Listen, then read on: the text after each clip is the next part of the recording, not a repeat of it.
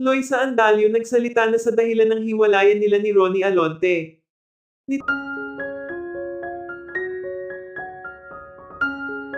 Nito lamang nakaraang araw, naging usapin ang nangyari ngayon sa relasyon ni na Loisa Andalio at Ronnie Alonte. Ito ay matapos ngang mag-post ni Loisa sa kanyang social media account kung saan ayon sa ilan tila patama ito sa relasyon ngayon nila ni Ronnie. May ilan na nagsasabing mukhang hindi na umano maganda ang takbo ng relasyon ng mga ito. May ilan din na nagsasabing sa tagal na umano ng kanilang relasyon ni Ronnie, tila nag-aantay na umano si Loisa na pakasalan siya ni Ronnie. Sa tagal na ng kanilang relasyon, tila wala umanong balak si Ronnie na pakasalan siya nito. Samantala ayon sa source, hiwalay na umano sina Loisa at Ronnie.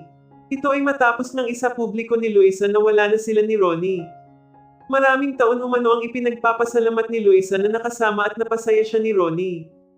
Hindi umano niya malilimutan ang masasayang alaala nila ni Ronnie. Hindi umano mabilang ang saya nilang pinagsamahan.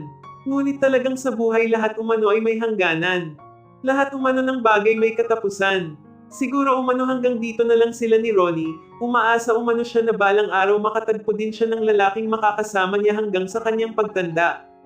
Samantala ayon pa sa aming reliable source third party umano ang dahilan ng naging hiwalayan ni na Ronnie at Loisa.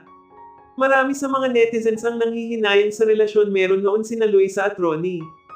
Tila hindi talaga umano masasabi kung hanggang kailan at hanggang saan ang relasyon ng dalawang taong nagmamahalan. Kitang-kita umano kay Loisa na mahal nito si Ronnie. Ayon pa sa ilang kaibigan ni Loisa sa industriya, nag-aantay na lamang umano si Loisa na magyaya si Ronnie na pakasalan siya. Ngunit sa tagal umano ng panahon na kakaantay ni Loisa bigo umano ito sa inaasam-asam nitong proposal ni Ronnie. Samantala sa ngayon umano ay patuloy na hinahangad ni Loisa Andalio ang kaligayahan ni Ronnie Alonte. Sana umano ay maging masaya si Ronnie sa babaeng pinili nito.